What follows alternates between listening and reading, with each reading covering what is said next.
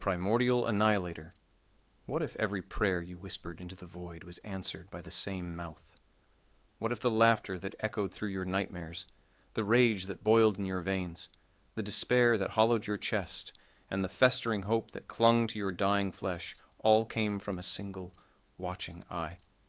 The Imperium teaches us that chaos is divided, that the ruinous powers war amongst themselves as much as they war against humanity. But what if that teaching is a mercy? What if the truth is so much worse? I was a remembrancer once, attached to the Departamento Cartographe deep within the bowels of Terra itself. My task was simple: catalog the testimonies of navigators who had returned from the warp changed, broken, speaking in tongues that no servitor could parse and no cogitator could translate. They called my work archival. I called it damnation by proxy. Every word I transcribed, every fevered testimony I preserved, drove splinters deeper into my sanity.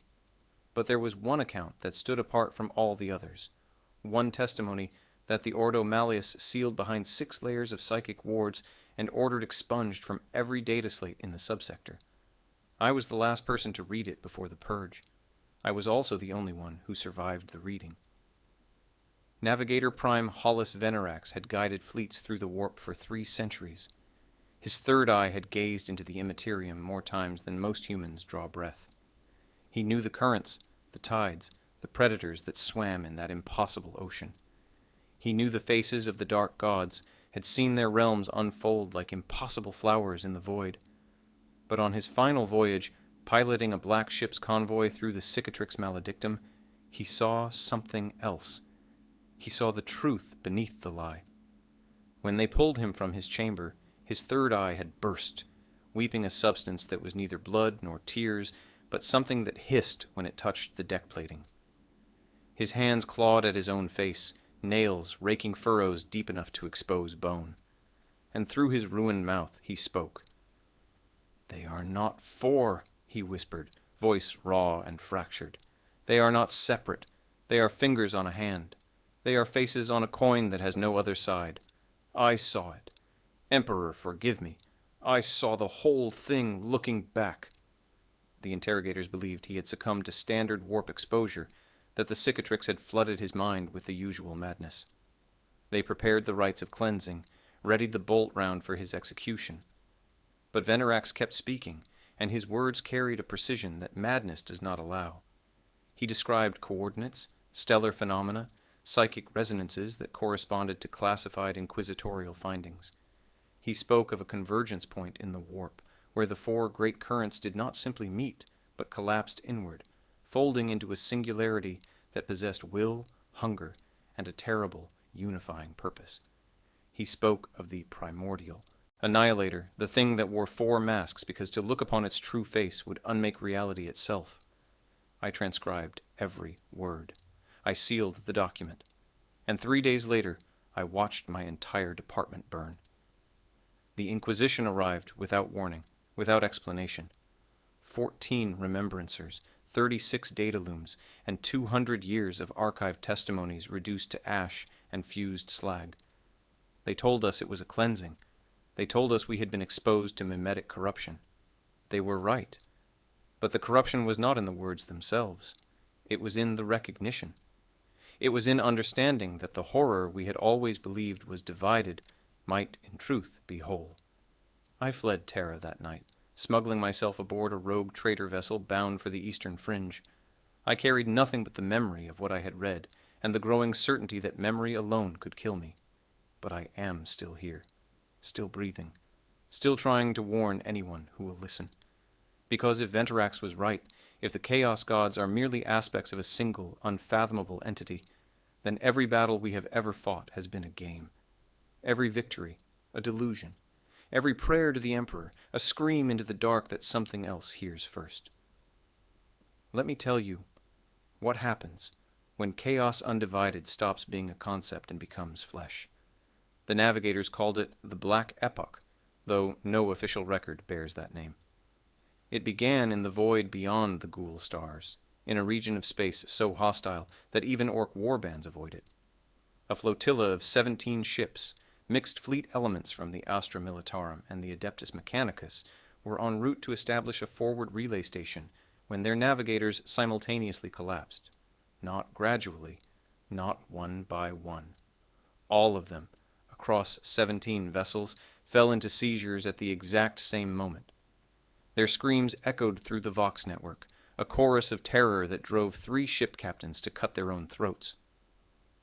The remaining vessels attempted emergency translation back into real space, but the warp would not release them. For 6 months, those ships drifted through the immaterium, their Geller fields flickering, their crews slowly succumbing to starvation and madness. When they finally emerged, only one vessel remained, the Mechanicus Arc Freighter, Unrelenting Calculation. Its hull was intact, its systems functional.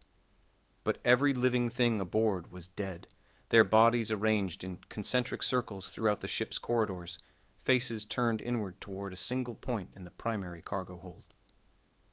In the center of that hold, the tech priests found a rift, a wound in reality no larger than a human fist. And through that wound, something looked back. The retrieval team lasted 11 minutes before opening fire on each other. The tech priests who attempted to seal the rift suffered cascade failures in their augmetics, their mechanical limbs tearing themselves free, their neural implants flooding their minds with data streams composed entirely of screaming. The Ordo Malleus quarantined the entire subsector and deployed a full Grey Knight strike force to contain the breach. When they arrived, the ship was gone, not destroyed, not lost to the warp, simply absent as if it had never existed. But the rift remained, suspended in the void, growing. It took the combined efforts of 3 Inquisitors and an entire choir of sanctioned psychers to close that wound, and the cost was total. Every psyker involved died, their bodies calcifying into black glass statues that the Inquisition had to atomize from orbit. And in the aftermath, as the Inquisitors reviewed the psychic resonance data, they found something that should have been impossible. The rift did not correspond to the signature of any known warp entity. It was not Khornate rage or Nurglite decay. It was not Tzeentchian mutation or Slaaneshi excess.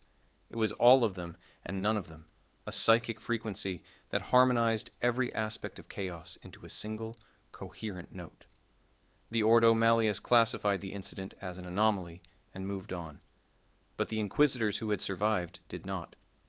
They began investigating similar occurrences across the galaxy, rifts and warp phenomena that defied traditional chaos classification. They found hundreds, thousands, incidents dating back centuries, buried in archives, suppressed by local authorities, forgotten by all but the dead. And in every case, the pattern was the same. A convergence, a unification, a singular presence that wore the faces of the 4 gods but answered to a different name. What if the Chaos gods are not gods at all, but organs? What if Khorne is the beating heart, Nurgle the rotting gut, Tzeentch the overactive mind, and Slaanesh the ravenous mouth? What if they are merely functions of a greater whole, a cosmic entity so vast that we can only perceive its component parts because to perceive it in its entirety would shatter the psyche of any observer? The ancient texts speak of the Primordial Annihilator, the entity of chaos, but most treat it as metaphor, a poetic representation of disorder's essential nature. What if it is not metaphor? What if it is memory, a record of what chaos was before it fragmented, or worse, a prophecy of what it will become when it reunifies? Navigator Venerak spoke of a place in the warp where the 4 domains converge, where the brass citadel bleeds into the garden of Nurgle, where the crystal labyrinth spirals into the palace of pleasure. He described it as a wound in the wound, a place where reality's laws are so thoroughly violated that even chaos struggles to maintain coherence. And at the center of that convergence, he saw a throne. Not the golden throne of Terra, but a mockery of it, a seat of power constructed from the screaming essence of 1 billion devoured souls. And upon that throne sat something that had no form, because it was all forms, something that watched the galaxy with eyes that were simultaneously infinite and singular. He called it the Amalgam, the undivided made flesh, the thing that the Chaos gods fear to acknowledge because acknowledging it would mean surrendering their individual identities, their separate dominions, their petty wars against each other. But Venerax believed that the amalgam did not need their acknowledgement. It did not need their permission. It was already there, had always been there, waiting in the spaces between their realms, in the margins of their influence, gathering strength from every act of devotion to Chaos Undivided, every warband that swore loyalty to all four gods, every champion who refused to choose a single patron. Chaos Undivided is not an alliance, it is a coalescence. And every prayer offered to no god in particular, every ritual conducted in the name of chaos itself rather than its individual aspects, feeds that coalescence.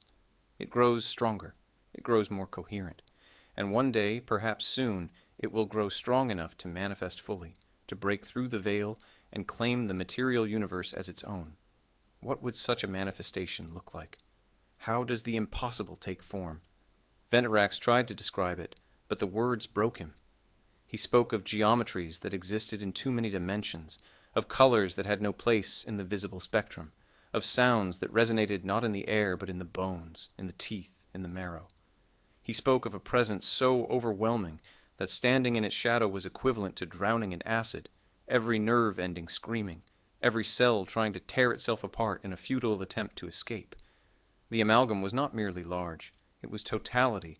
It was the universe looking at itself and recoiling in horror at what it had become. But size is not the true terror. The true terror is coherence. The four chaos gods war against each other because their natures are fundamentally opposed. Khorne despises sorcery. Tzeentch abhors stagnation. Nurgle rejects change. Slaanesh craves extremity that the others find distasteful. Their conflicts limit them, constrain them, keep their influence fragmented and their victories partial. But the amalgam suffers no such limitation. It is contradiction resolved into unity. It is the paradox made manifest. It can deploy the tactical brutality of Khorne without sacrificing the strategic cunning of Tzeentch. It can spread the plagues of Nurgle while indulging the excesses of Slaanesh. It is not stronger than the four gods combined. It is exponentially more dangerous because it eliminates the inefficiencies of their division. Imagine a Diamond Prince ascending to the favor of all four gods simultaneously, not as a temporary alliance, but as a permanent fusion. Imagine a greater demon that embodies bloodthirster rage, great unclean one resilience, lord of change intellect, and keeper of secret seduction in a single, impossible form. Now multiply that by a factor of infinity. Multiply it by the entire warp. That is the amalgam. That is what chaos becomes when it stops pretending to be separate. The Imperium has protocols for chaos incursions. We have the Grey Knights, the Ordo Malleus, the Inquisition's vast apparatus of containment and suppression. We know how to fight Khornate berserkers, how to quarantine Nurglite plagues, how to counter Tzeentchian plots, how to resist Slaaneshi temptation. But how do you fight something that is all of those at once? How do you quarantine a plague that mutates with Tzeentchian unpredictability, spreads with Nurglite inevitability, and drives its victims to Khornate violence through Slaaneshi obsession? How do you resist a temptation that promises not one indulgence, but the satisfaction of every possible desire, refined through infinite scheming, sustained through eternal endurance, and delivered with absolute, crushing force? You cannot. That is the answer the Inquisition does not want to speak aloud. You cannot fight the amalgam because it is the end of fighting. It is the heat death of resistance. It is the point at which the galaxy's long war against chaos transitions from a struggle to a formality, from defiance to inevitability. Some among the Ordo Malleus theorize that the amalgam has already manifested, that what we perceive as the four separate gods is merely how our limited human psyches interpret a unified entity too vast for comprehension. They point to the synchronized movements of chaos forces during major incursions, the way Khornate warbands sometimes coordinate with Tzeentchian cults despite their supposed enmity, the way Nurglite plagues and Slaaneshi excess sometimes reinforce each other in ways that seem too deliberate to be coincidental. They suggest that the chaos gods are not individuals making alliances, but aspects of a single will executing a singular strategy. Others argue that the amalgam is not yet born, but gestating, that every act of chaos worship, Every soul claimed by the warp, every planet dragged into the Eye of Terror, or the Cicatrix Maledictum, feeds its development. They believe that there is a threshold, a critical mass of devotion and corruption, beyond which the four gods will cease to be four, and will collapse inward, merging into the thing they were always meant to be. And they believe the threshold is close, perhaps only decades away, perhaps less. A third faction, the most radical and the most hunted, proposes that the amalgam is not a future threat, but a historical fact, that it existed once, in the ancient past, before the Chaos Gods fragmented. They cite pre-imperial texts, Zeno's archaeology, and the ravings of prisoners taken from the depths of the Eye of Terror. They speak of a time before time, when the warp was not a sea of competing dominions, but a single, undifferentiated horror, and they suggest that the birth of Slaanesh was not the creation of a new god, but the final fracture of an old one. They believe the four gods are not growing toward unification, but remembering it, and that memory alone might be enough to trigger the coalescence. I do not know which faction is correct. I am not an inquisitor, not a philosopher, not a prophet. I am a man who read the wrong document and lived long enough to regret it. But I do know this: the galaxy is changing. The Great Rift has torn the Imperium in half, and the warp bleeds into real space in ways it never did before. The boundaries are weakening, the barriers are failing, and in that failure, something is waking. Navigator Venerax described a sound he heard in the warp, just before his mind broke. It was not a scream or a laugh or a moan. It was a word spoken in a voice that shook the fabric of unreality itself. He could not translate it, could not even properly remember it, but he knew what it meant. It meant I, not we, not they. I, singular, unified, whole. The chaos. Gods do not refer to themselves in the singular. They are legion, multitude, infinite facets of their respective domains. But the amalgam is not legion. It is one. And when it speaks, it does so with the certainty of something that has always existed and always will, something that does not need worshippers or champions or demons because it is worship. It is championship. It is demon and god and void all at once. What would happen if it manifested fully, not as a distant presence in the warp, but as a tangible force in real space? What would happen if the veil tore wide enough to let it through? The answer came, in part, during the fall of Varathus Prime. Varathus Prime was an agri-world, unremarkable in every way except for its productivity. 12 billion souls labored in its fields, processing grain into nutrient paste for the Astra Militarum. It had no strategic value beyond its output, no fortifications worth mentioning, no military presence larger than a single PDF regiment.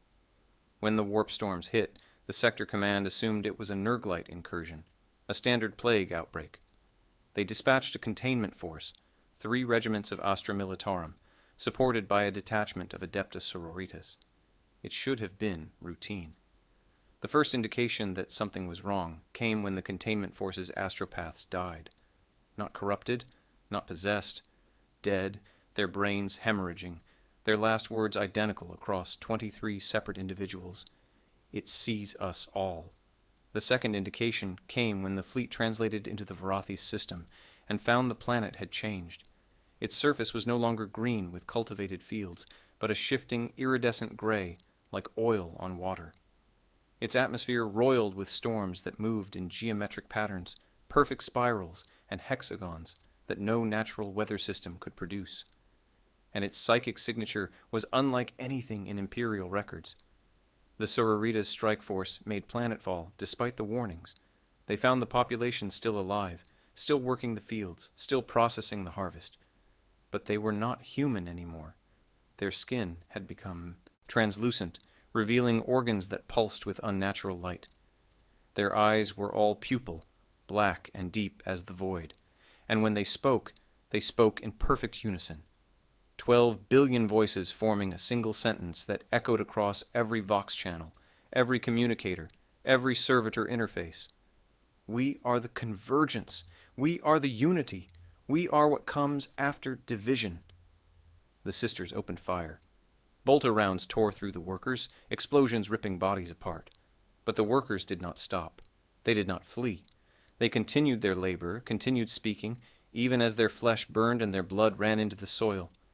And the soil drank that blood and grew fertile, sprouted impossible plants with petals that shifted color, stems that writhed like muscle, roots that burrowed not down but up, into the air, into the warp, feeding on the boundary between realities. The fleet bombardment that followed scoured the planet's surface, reducing its fields to ash and its cities to rubble. But when the fires cleared, the workers were still there, still standing, still speaking. And their words had changed.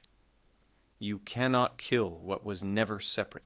You cannot burn what is already flame, already rot, already change, already hunger. We are all. We are one. We are inevitable. The Inquisition quarantined the system and declared it perdita. No ship was permitted to enter. No astropathic communication was allowed through. Varathis Prime became a blank spot on the map, a place that officially no longer existed. But the survivors, the few who escaped before the quarantine, carried stories. They spoke of seeing something in the sky above the planet, a shape that hurt to look at, a form that seemed to exist in multiple places at once. They described it as a hand reaching down from the warp, fingers splitting into tendrils, tendrils splitting into branches, branches splitting into fractals that extended infinitely in every direction. And at the center of that fractal, they saw an eye. Not 4 eyes, one eye with 4 irises, each a different color, each reflecting a different aspect of chaos. Varathis Prime was not an invasion. It was a test. It was the amalgam dipping a single finger into real space, just to see what would happen. And what happened was the annihilation of an entire world's population, without a single demon setting foot on its surface, without a single warp rift tearing through its crust. The amalgam did not need to invade. It simply needed to be seen, to be acknowledged, and that acknowledgement was enough to rewrite reality. If a single touch could consume a world, what would a full manifestation do? What would happen if the amalgam did not merely reach through the veil, but tore it down entirely, stepping from the warp into real space with its full, impossible mass? Some inquisitors believe it would be instantaneous. The moment the amalgam manifested, the distinction between warp and real space would collapse. The materium would become part of the immaterium, and every law of physics, every constant that allows matter to exist, would cease. Stars would blink out, planets would dissolve, and the galaxy would fold inward, consumed by an appetite that knew no satiation, because it was appetite itself, distilled and perfected.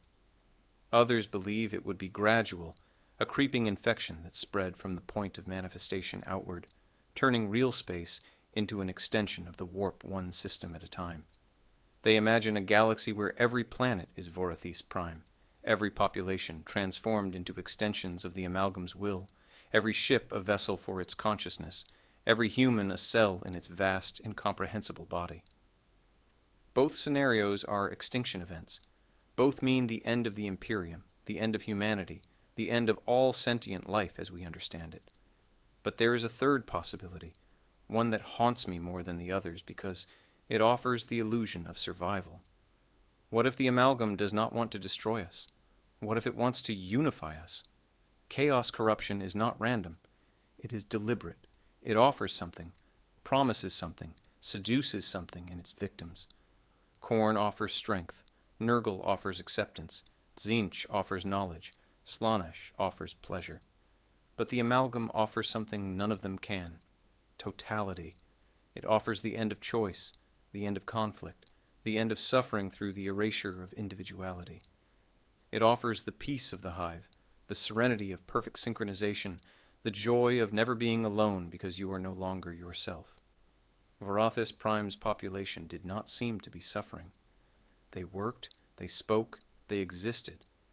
They were simply not separate anymore. They were part of something larger, something that thought with 12 billion minds simultaneously and felt no contradiction in doing so. They were the amalgam, and the amalgam was them, and in that unity there was no pain, no fear, no doubt. There was only purpose. If the amalgam manifests, it will not need to conquer humanity. It will simply need to offer us a choice: remain divided and fall to entropy, or join the convergence and become part of something eternal. And the horrible truth is that many would accept.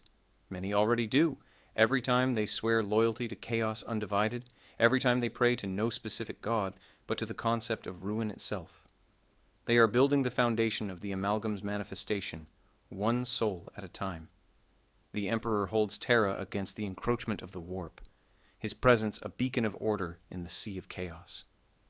The Golden Throne sustains him, and through him it sustains the Imperium. But what happens when the thing knocking at the door is not four separate entities, but one unified force? What happens when the psychic pressure is not fragmented into competing agendas, but focused into a single, irresistible intent? Some, among the most secretive circles of the Inquisition, whisper that the Emperor already knows. They say that his decision to remain on the Golden Throne, to endure 10,000 years of torment rather than die and reincarnate, is not a sacrifice for humanity's sake, but a holding action against something worse than death. They say he is not fighting chaos. He is fighting the amalgam, holding it at bay with the last shreds of his will, because he knows that if he fails, if he falters for even a moment, the convergence will complete. The four will become one, and the galaxy will burn not with four fires, but with a single, all-consuming flame. I do not know if this is true. I do not know if it is even possible to know, but I do know that the galaxy is running out of time. The cicatrix maledictum grows wider every year. Warp storms erupt with increasing frequency. Demon incursions are no longer anomalies, but constants. And through it all, there is a pattern, a synchronization that should not exist, a coherence in chaos that feels less like chance and more like intention. The amalgam is not coming. It is already here, woven into the structure of the warp, waiting for the moment when enough of real space has been saturated with corruption to anchor its manifestation. Every cultist who prays to chaos undivided, every daemon who serves all four gods, every warband that refuses to choose a single patron, they are all preparing the way. They are midwives to a birth that will end all births, heralds of a god that will render all other gods obsolete. And when that god arrives, when the amalgam steps from the warp into the light, we will understand at last why the ancient texts called it the Primordial Annihilator. Not because it destroys, because it is destruction, the heat-death of meaning, the final unification of all contradiction into a singularity of horror so perfect that even screaming becomes impossible. There will be no resistance because there will be no individuals left to resist. There will be no war because war requires sides, and there will be only one side. There will be no hope because hope is the refusal to accept totality, and totality is all that will remain. Navigator Venerax saw this. He saw the end of division, the death of difference, the convergence of all things into one eternal, unchanging, infinitely varied nightmare. And it broke him, because he understood in that moment that understanding was itself a form of corruption. To know the amalgam is to be known by it, to see it is to be seen, and once it sees you, it never looks away. I fled Terra to escape that gaze. I have spent years moving from world to world, never staying long enough for the Inquisition to catch up, never speaking the full truth to anyone who might report me. But I am tired. Tired of running. Tired of silence. Tired of carrying a knowledge that eats at my sanity like acid through steel. So I write this now, knowing it may be the last thing I ever write, knowing that even putting these words to data slate invites the attention of things I cannot name. If you are reading this, if you have somehow found this account, then I am likely dead. The Inquisition does not permit witnesses to the amalgam to live once they have been identified. But before you burn this data slate, before you report its existence to your superiors, ask yourself one question. What if I am right? What if the thing we call chaos undivided is not a coalition but a coalescence? What if the four gods are not allies but fragments? What if, somewhere in the warp, something vast and singular and utterly alien is pulling itself together, piece by piece, soul by soul, prayer by prayer? And what if, by acknowledging it, By even considering the possibility, you have just given it one more anchor, one more point of contact, one more step toward manifestation. I told you this was damnation by proxy. I told you that knowledge itself is corruption. And yet you kept reading. You are still reading now, even though every instinct should be screaming at you to stop, to burn this, to forget you ever saw these words. But you cannot forget. That is the curse of the amalgam. Once you know it exists a little bit more. Once you imagine it, it begins imagining you. And once it imagines you, you are no longer separate.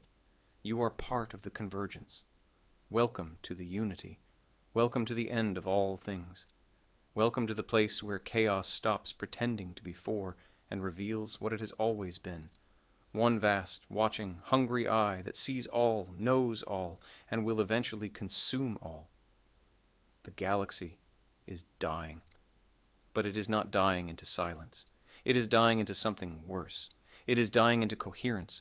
And when the last scream fades, when the last world burns, when the last human soul is dragged into the warp and digested into the amalgam's infinite mass, there will be no more stories, no more testimonies, no more warnings. There will only be the voice, the singular voice, the unified voice, speaking the same word over and over into the void. I am.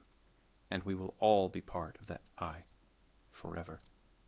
This is what I learned in the archives of Terra. This is what Navigator Venerax tried to warn us about. This is the truth that the Inquisition killed 14 remembrancers to bury. The Primordial Annihilator is not a metaphor. It is not a legend.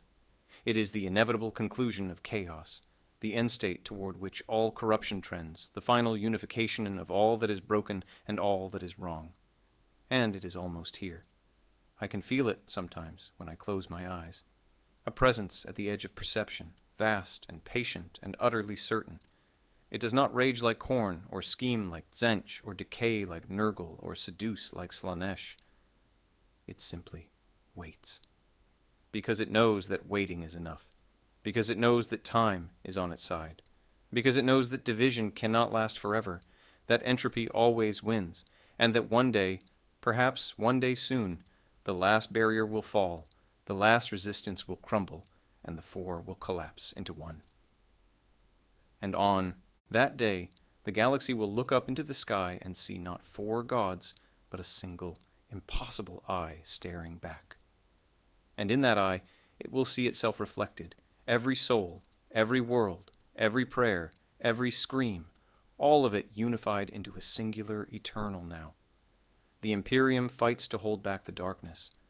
But what do you do when the darkness stops being separate darknesses and becomes a single unified night? What do you do when all your enemies stop being enemies and become aspects of one overwhelming presence? You do what humanity has always done. You fight anyway. You resist anyway. You scream into the void anyway, even though the void is listening, even though the void is learning, even though the void will one day speak back in a voice that drowns out all others. Because the alternative is to accept the convergence, and acceptance is death. Not the clean death of a bolt round or the slow death of starvation, but the death of meaning, the death of self, the death of everything that makes resistance possible. Navigator Venerax's last words, before the Inquisition silenced him forever, were these: "Tell them it is not too late. Tell them there is still time to fight, to resist, to refuse the unity. Tell them that every soul that stays separate, every mind that remains its own, is a victory against the amalgam. Tell them that division is not weakness, it is humanity's last defense. I am telling you now. I do not know if it will matter. I do not know if anything I have written here will change the galaxy's trajectory. But I know that silence is complicity, and I will not be complicit. I will not let the amalgam birth itself into the galaxy without at least one voice shouting a warning, one data slate bearing witness, one soul refusing to accept the inevitability of convergence. The Primordial Annihilator is real. Chaos.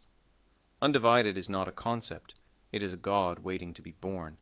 And if we do not stop it, if we do not resist with every fiber of our being, if we do not hold the line against the unification of all horrors into one, then the galaxy will end not in fire or ice or silence, but in the infinite, unbearable coherence of a single, all-consuming eye.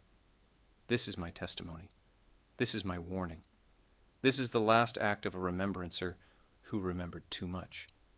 May the Emperor, in his infinite mercy, forgive me for writing it, and may he, in his infinite strength, grant you the will to burn it, forget it, and fight on anyway. Because the convergence is coming, and we are running out of time.